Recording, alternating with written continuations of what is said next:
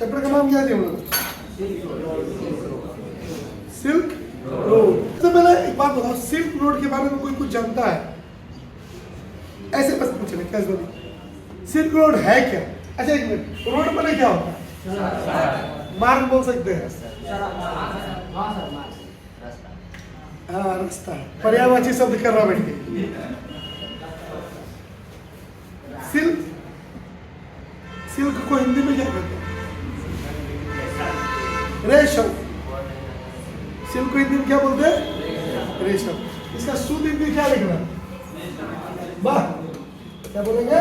रेशम मार्ग। रेशम मार्ग। रेशम मार्ग का कोई इतिहास बताएगा आपको?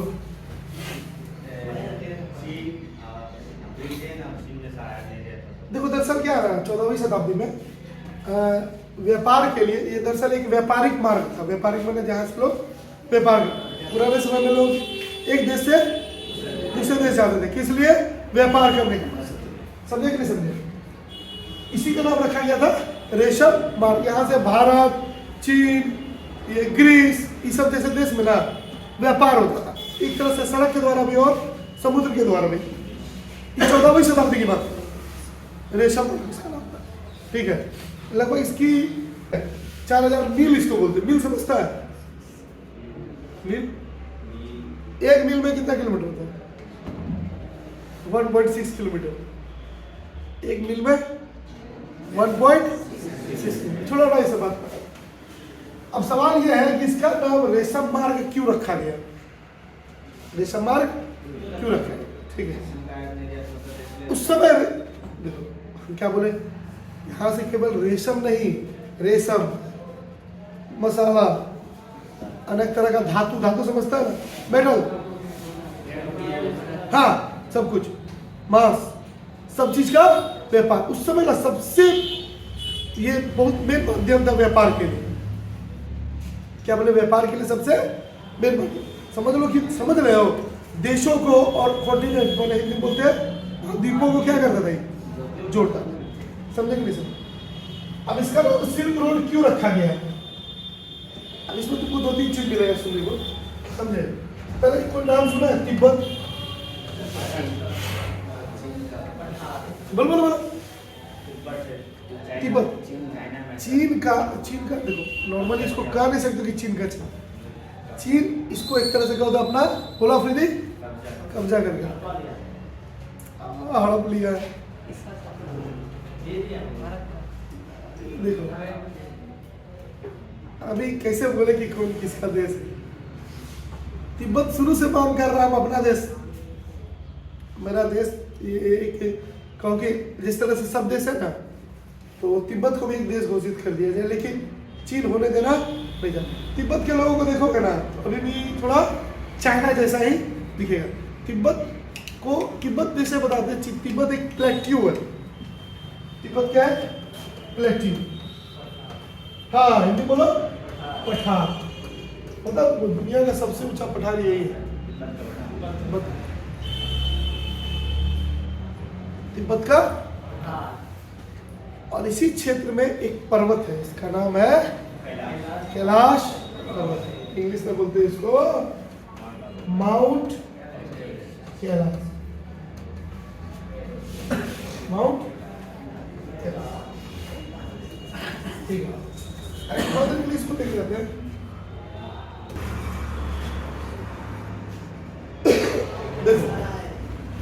ये तिब्बत क्षेत्र है, तुमको दिखेगा ना, मतलब बहुत ही नेचुरल सीन तुमको यहाँ देखने को मिलेगा। बहुत बढ़िया सीन, एक से एक दृश्य यहाँ पे तुमको देखने को मिलेगा, प्राकृतिक चीज है, ठीक है। यहाँ पे 2 झील है जिसके चर्चा बाद में करेंगे, ठीक है। ये तिब्बत है, तिब्बत में ही अब ये है कैलाश पर्वत। इसको थोड़ा देर के लिए छोड़ दो, ठीक है। नहीं रेड कलर का नहीं है ये, ऐसा कुछ है नहीं, ठीक है। ये कैलाश थोड़ा सा डिफरेंट करने के लिए किया है। देखो अगर बात किया जाए ना, छोटा पूरा कहानी इसी के इर्द गिर्द घूम रही, कैलाश पर्वत, ठीक है। इसको बोलेंगे कैलाश। ये जानते हैं कौन सी है? किसी को पता है? हाँ बोलो। तुमको पता है कि इसकी ऊंचाई कितनी है? हाँ? अच्छा क्या लगता है किसकी ज्यादा हो? कम हो, कंफर्म है? लगभग 668 मीटर। लेकिन तुमको पता है कैलाश पर्वत और माउंट एवरेस्ट पे इसको इंग्लिश में बोलते हैं, नहीं हिंदी में बोलते हैं पर्वतारोही, जो पर्वतों की चढ़ाई करते हैं। समझे कि नहीं समझे? ठीक है, इस पे अब तक कई लोग चढ़ चुके हैं, जबकि ये दुनिया के सबसे ऊंची चोटी है। ठीक है, ये इससे दिखाई ऊंची है ना जी, लेकिन ये तो 6,638 मीटर ही। लेकिन आज तक इसका इतिहास है, इस पे माउंट कैलाश पर्वत पे आज तक कोई चढ़ाई नहीं कर पाया। क्या कारण? देखो मान्यता सबकी अपनी अपनी है। सबसे पहले समझ लो कि अब तक इसमें 7,000 से ज्यादा लोग चढ़ चुके हैं।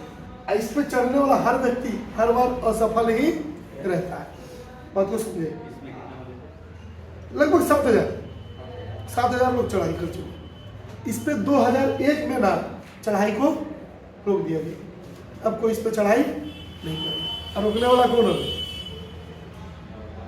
है करा? चीन ने रोक लगा दी।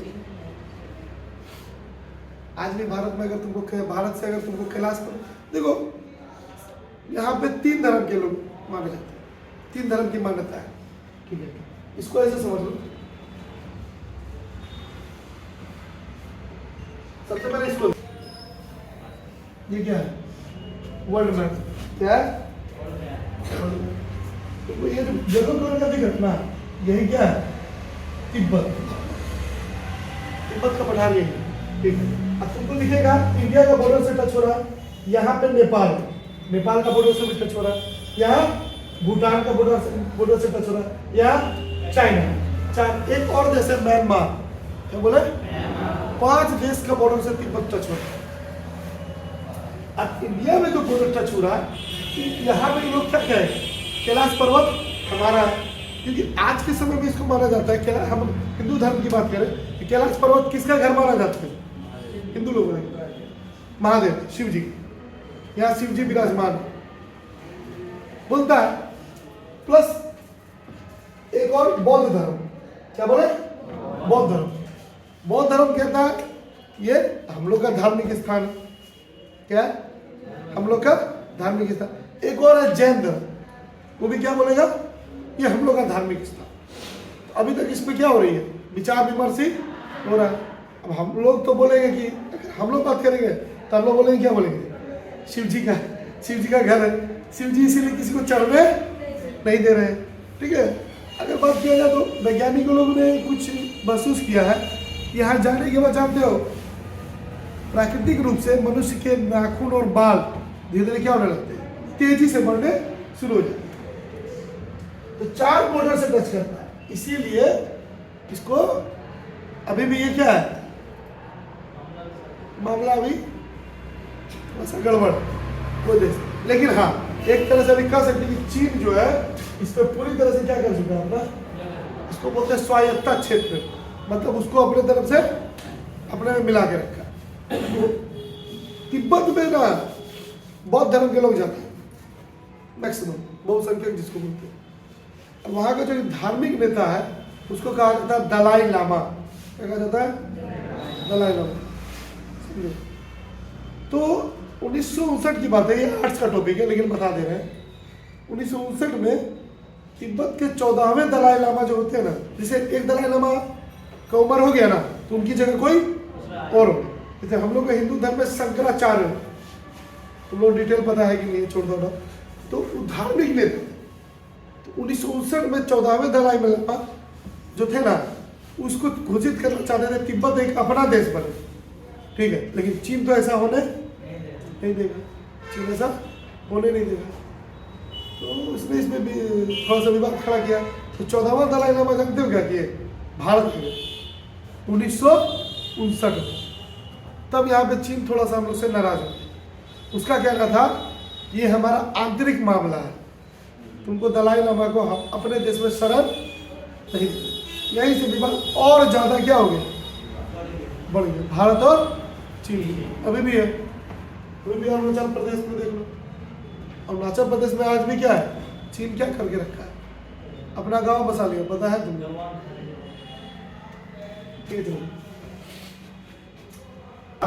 क्या बोलते हैं जी, तो तुमको मिलेगा कोरा।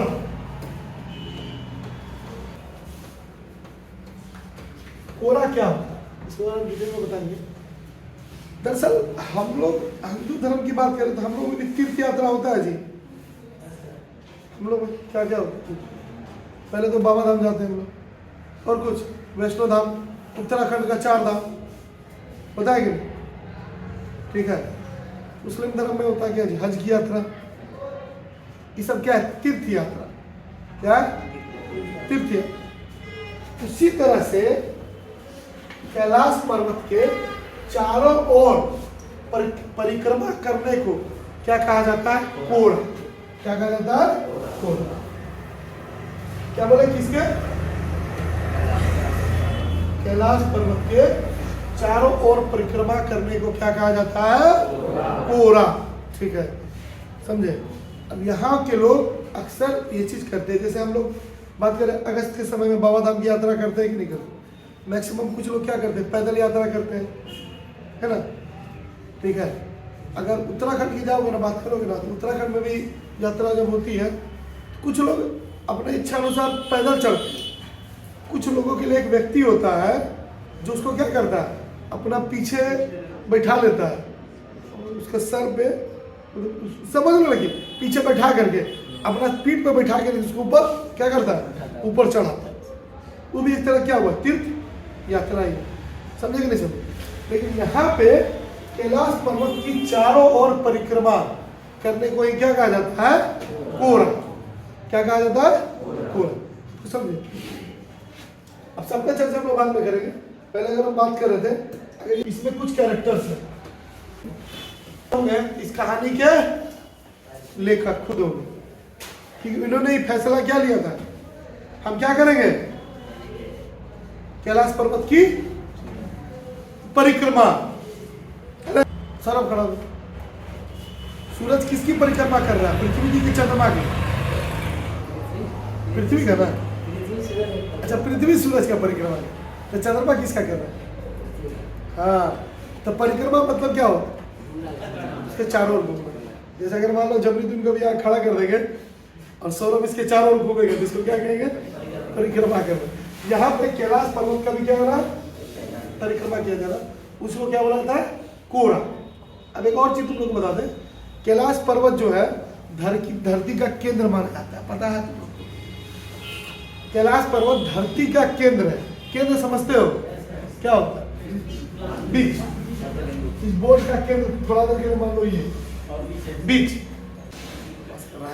और नीचे क्या पर इंची टेप लेके नापे काम ठीक है, एक एवरेज लिए दो नीचे आ गया धरती के केंद्र। और ये जो प्लेट्यू ना, तिब्बत का प्लेट्यू, पता है इसको क्या कहता है, दुनिया का छत। दुनिया का छत है वो, क्या बोले, सबसे ऊंचा पठार, सबसे ऊंचा। इंपॉर्टेंट कैरेक्टर्स, नंबर 1 कौन आएंगे, निक।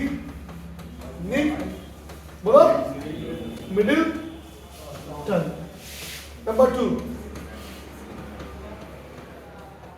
इसको पढ़ के दिखा तुझे, बोलो, टिस्टर, टसेटर, टस्टर। लो, तीसरा बोल दिए, अरे गलत, टी साइलेंट है, अब पढ़ो, सेतन। सेतन खत्म हो गई, सेतन सब लिख लिए, सब लिखे, पढ़ दो, रीडिंग पढ़ दो। पहला नाम है, बोलो, निक मिडिलटन। क्या बोलेंगे, निक मिडिलटन। दूसरा है डेनियल, कौन है, दूसरा कौन है, सेतन। दूसरा कौन है, सेतन। तीसरा है डेनियल। चौथा लामो, बोलेंगे लामो। पांचवा नॉर्मो। 5 इसमें मेन कैरेक्टर है। 2 तुमको यहाँ जानवर भी मिलेंगे,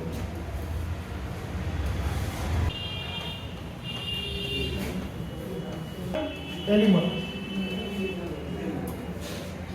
सर्टिफिकेट। इस व्यक्ति की बात करें तो यही कौन है? निक। पूरा नाम निक मिडलटन। सबसे पहले तो जान लो इनका जन्म हुआ था लंदन इंग्लैंड। ठीक है, अब जाहिर सी बात है विदेशी अब तिब्बत में जाएंगे तो चाय चुई कर पाएंगे? अरे चुई चाय समझता है? उसकी भाषा बोल पाएंगे? ठीक है, सबसे पहले याद रखना ये राइटर थे। क्या थे?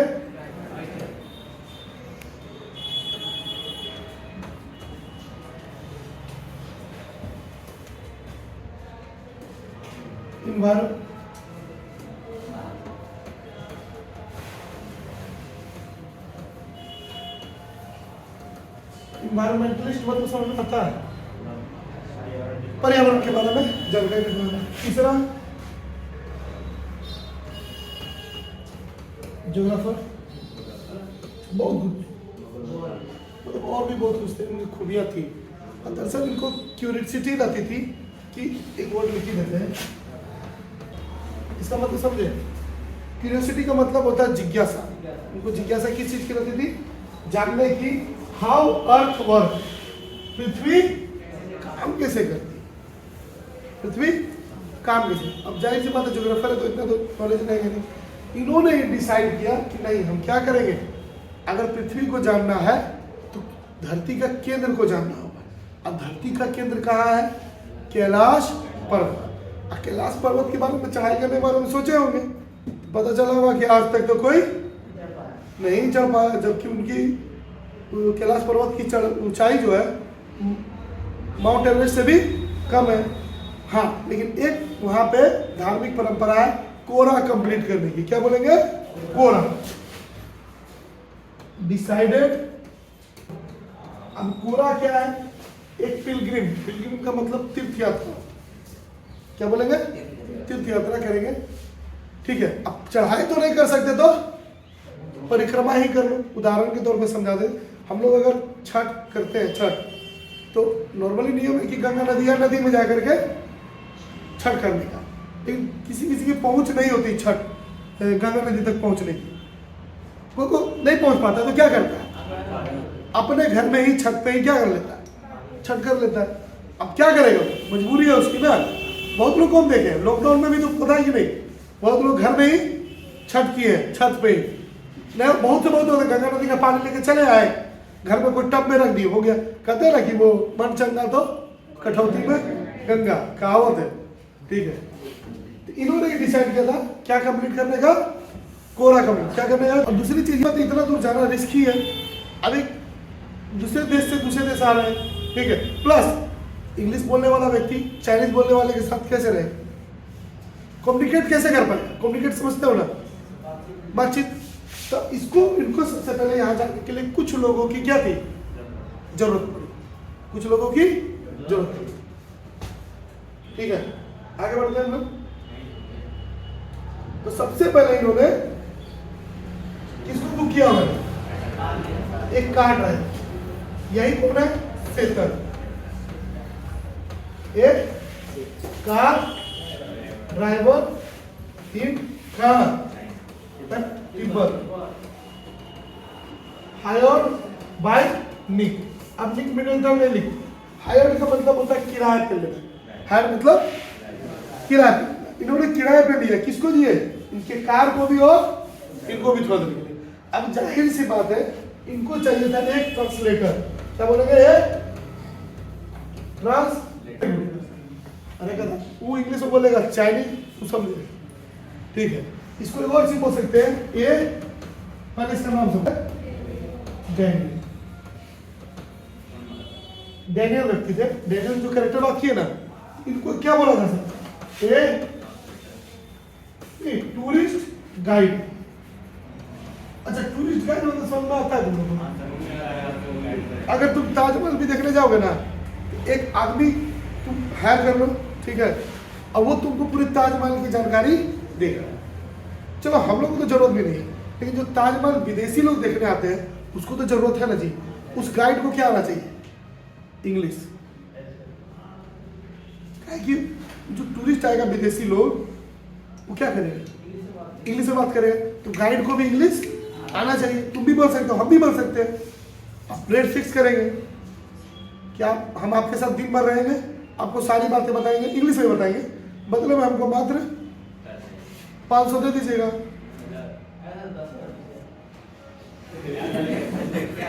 एक दिन का 10,000 देगा रे, हम भी पढ़ाना छोड़ करके वही काम करने लगे।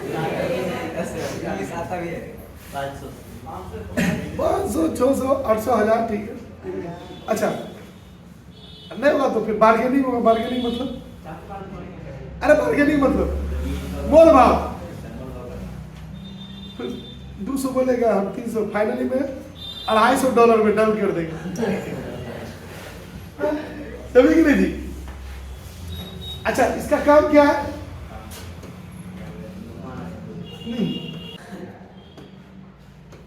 लोकल। तो दरअसल चेतन को बुक किए कार, अब जाहिर सी बात है, पहले समझ लो, कार हायर की, अब इनको जहां, अब कार ड्राइवर को बुक कर लेते, इसी से तो काम चल सकता था। लेकिन मे भी हो सकता है इसको इंग्लिश, अगर इंग्लिश आता तो कार थोड़ा चलता। बात तो सही है, और हर काम एक ही आदमी करना जरूरी है। अब दूसरी चीज हो सकता है, कार जो है इनका, ये तो ड्राइविंग करने का काम करेंगे। अब रास्ता में इनको कुछ पूछना हो तो ड्राइवर से पूछेंगे, पता चलेगा गाड़िया गिरा दिया घड़वे में, ठीक है, एक गाइड लेके चलते हैं। दूसरा रीजन ये है कि हो सकता है इनका गाड़ी को कहीं खड़ा करके पैदल भी चलना पड़े, क्योंकि तो प्लेट्यू है, कहीं कहीं ऊबड़ खाबड़ ऊंच नीच तो होगा ही ना जी। तो ये गाड़ी यही रखेगा तो गाड़ी छोड़ के तुमको तो लेके नहीं जाएगा कोरा कंप्लीट कराने के लिए। ये तो बेचारे ड्राइवर क्या करेगा, वो गाड़ी में ही रहेंगे। तब इनको जरूरत है किसकी, डैनियल की। ये नहीं है डैनियल, फादर ने समझा दिए। देखो तुमको दिख रहा होगा, ये गाइड कर रहा है, ये विदेशी है, इसको इंग्लिश में समझा रहा है। देखिए ये है ताजमहल, नहीं है, अरे इनको थोड़ा पता है कि ताजमहल बोलने में क्या, इसको मेरे पापा ने बनवाया था, बाद में हम लोग ने क्या किया, इसको सरकार को दे दिया, ठीक है। देखो वो भी था ना, बोलता है क्या कि देखो थोड़ा गुंडा लोग था, बोला हम जा रहे हैं गांव, गांव जाके बच्चा लोग के इतिहास पढ़ाएंगे। उधर से दोस्तों उसका बोला, भाई आपको इतिहास क्या घंटा मालूम है? तो वो बोलता है कि तो गांव वालों के इतिहास का घंटा मालूम है, जो पढ़ाएंगे ऐसा कुछ नहीं है, मजाक कर रहे। ये थे डैनियल। डैनियल कौन थे, टूरिस्ट गाइड। और एक वर्ड और याद रखना, यहाँ पे लिख लेना,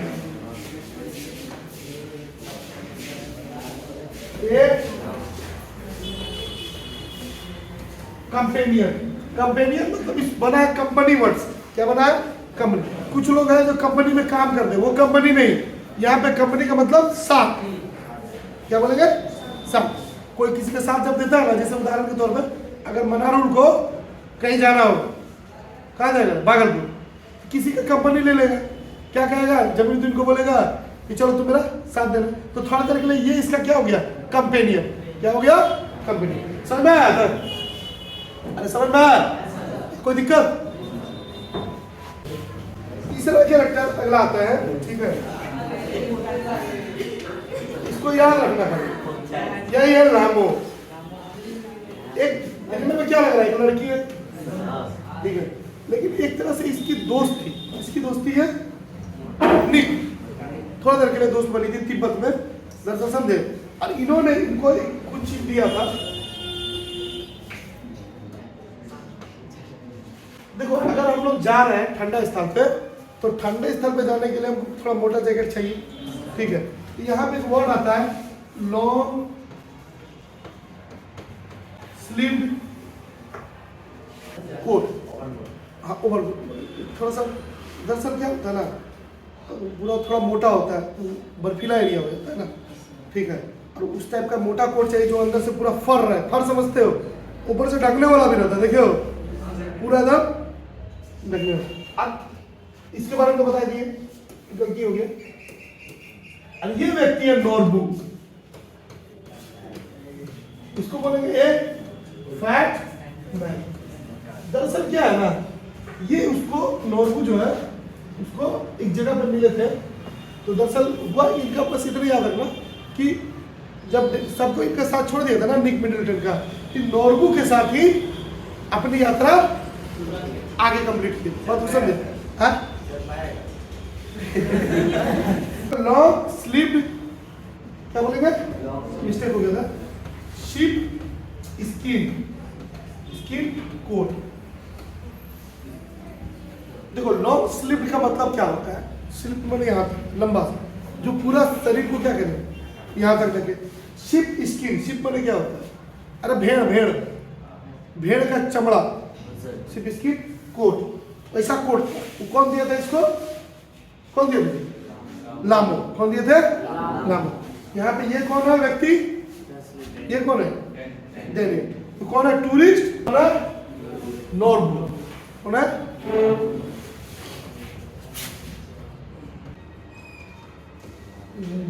ये नहीं लगे, ठीक है, बाकी लिखो। तो सारा कैरेक्टर समझ में आ गया, टोटल कैरेक्टर, कोई दिक्कत किसी को, जितना कैरेक्टर थे वो हमको समझ में, देखो शॉर्ट में समझो। नॉर्बू एक ऐसे कैरेक्टर थे, देखो जब यात्रा कर रहे थे ना, तो रास्ते में डेनियल को ना कहीं जाना पड़ा, ठीक है। अब लेकिन उसके बाद आगे का सफर कैसे तय करेंगे, कोई ना कोई तो उनको साथ चाहिए। तो नॉर्बू को एक तरह का एक कैफे होता है, कैफे समझ में आता है, जहाँ लोग चाय बैठ के पीते, तो वहाँ बैठ के देखिए कि नॉर्बू नाम का व्यक्ति, जो भी व्यक्ति था, मोटा व्यक्ति, इंग्लिश पढ़ रहा है। अब जाहिर सी बात है, निक मिडलटन खुद भी इंग्लिश जानते होंगे। अब यहाँ पे कोई व्यक्ति अगर इंग्लिश, तिब्बत में इंग्लिश पढ़ता हुआ कोई व्यक्ति मिल गया, तो जाहिर सी बात समझ गया कि तो नहीं, हम दोनों अब बात कर सकते हैं ना आपस में, कोई बात करने वाला मिल गया कि नहीं मिल गया। तो फिर वो उसके पास गया बात करने के लिए, तो पता चला इनका नाम नॉर्बू है। क्या नाम है, नॉर्बू। और उसके बाद जब पूछे तो पता चला कि ये कहाँ काम करते हैं, Chinese academy of social science. अरे अगर बात करें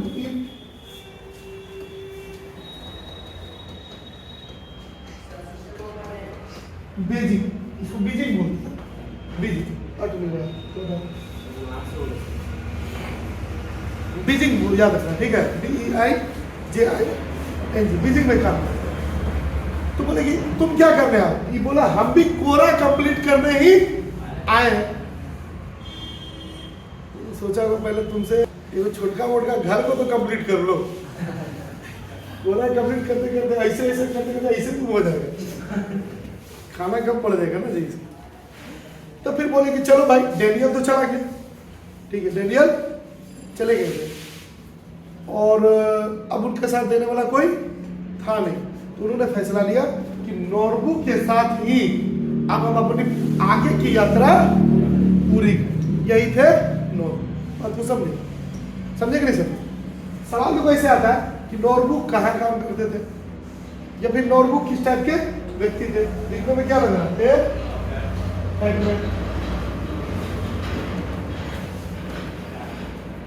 समझे, कोई दिक्कत नहीं आता। अब तुमको इस चैप्टर में, ठीक है, 2 जानवर मिलेगा, ठीक है, क्या बोलता है, क्या बोलता है ना, ये याक जो होता है, एक पशु होता है जो नॉर्मली लद्दाख और तिब्बत के एरिया में बहुत ज्यादा पाया जाता है। याक जो है ना, वहाँ के लोगों का एक तरह से कहो ना, कुछ का साधन।